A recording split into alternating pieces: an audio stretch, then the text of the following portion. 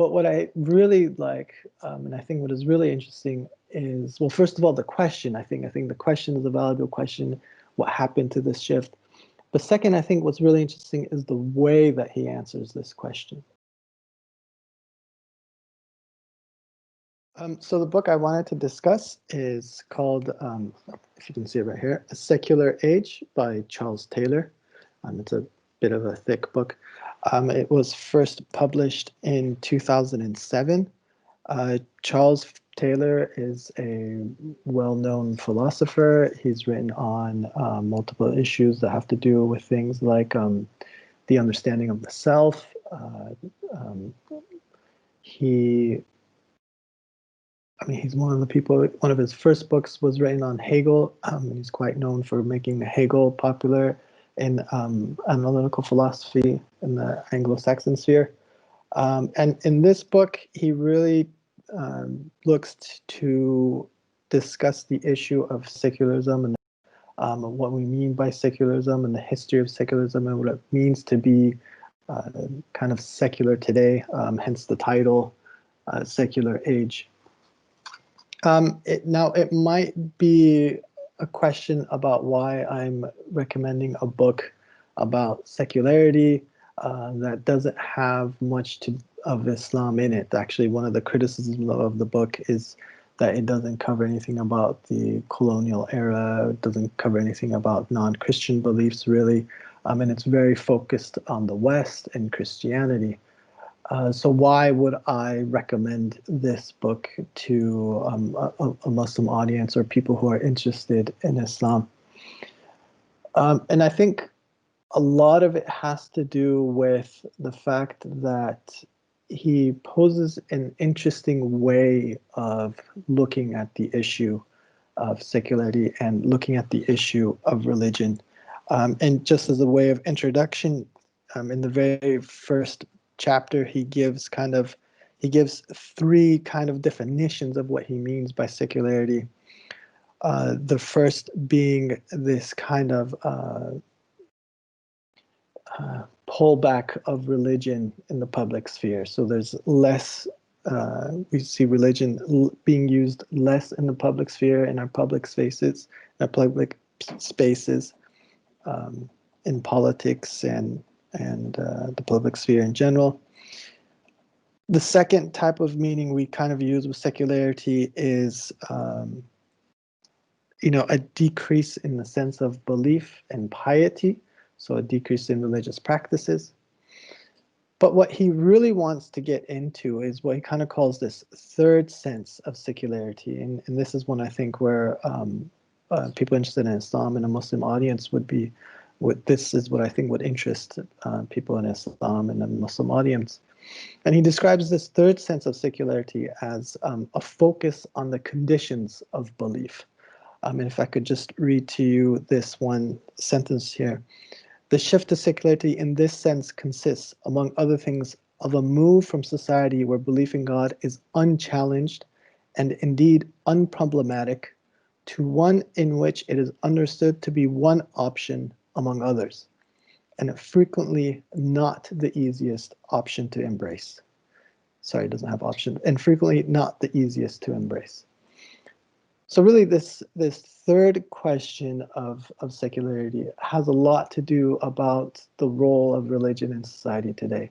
So basically the role of religion in a secular age.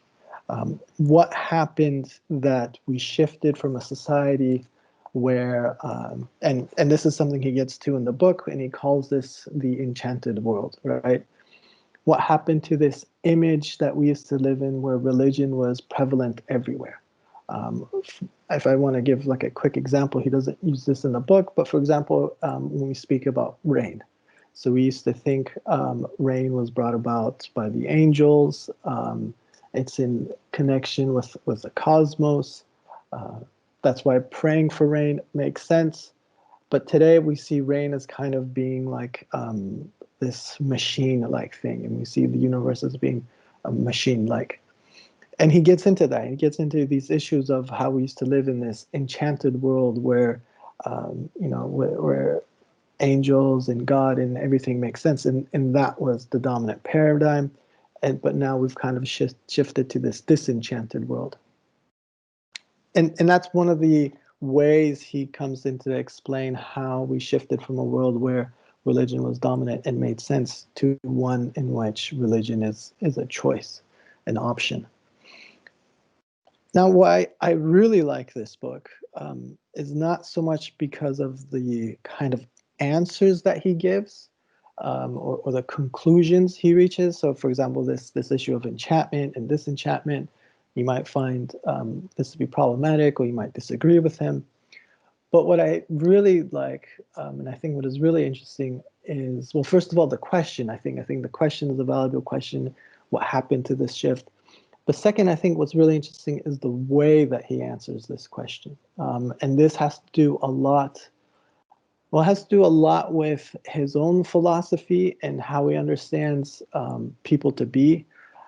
His previous works were really in a field called philosophical anthropology, which is basically the philosophy of the self and the philosophy of how we are as individuals in the world.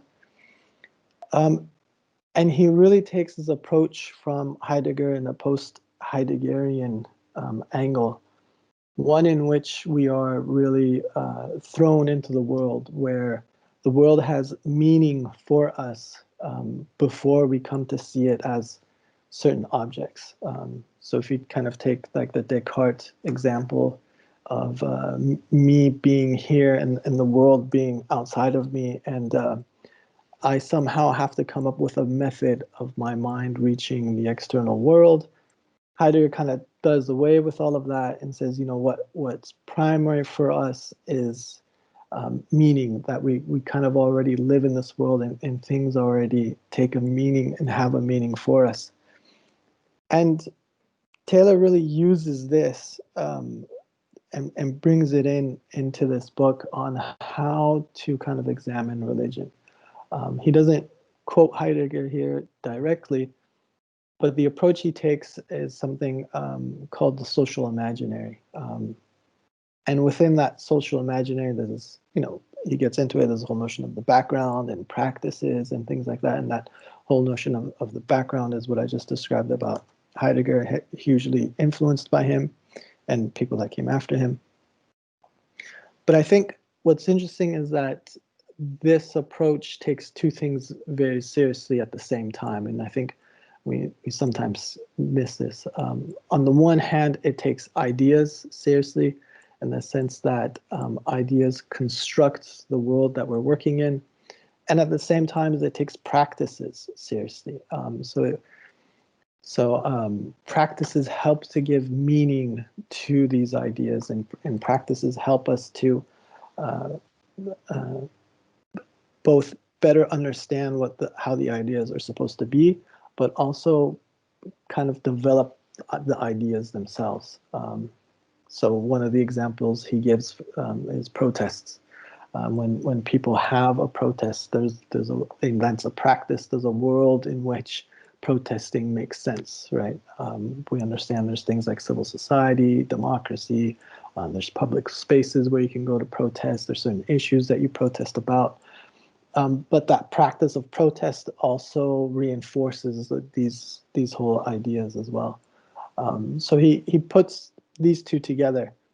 And that's what I think is really interesting of the book.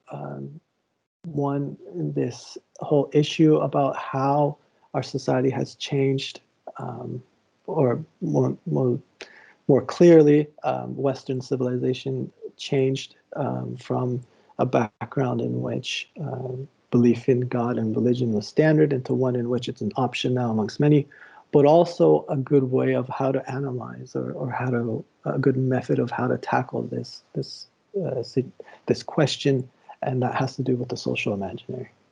I recommend it for anybody who has an interest in the topic, really. It might be a bit difficult to jump in at first because he does cover a variety of different thinkers. He does cover a broad history of both philosophy and Christianity. So if you're not familiar with both, you might kind of get lost along the way. But I think it's not a book that you just kind of, read and pass over, but it's a book that you kind of grapple with. And there's a lot to grapple with. Like I said, it's a pretty thick book. But I think it's more of like an adventure that you're going with Taylor through this process. But I think it's one that's worth going through, because I think you will come out of it looking at things in a different way, and you'll come out of it,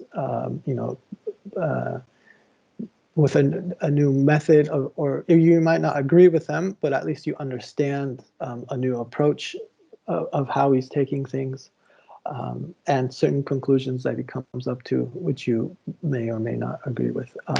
And he's written, like I said, this is like a culmination of different works. So he's written on, he has a book on Hegel. He has a book on understanding of the self. He has multiple articles on that.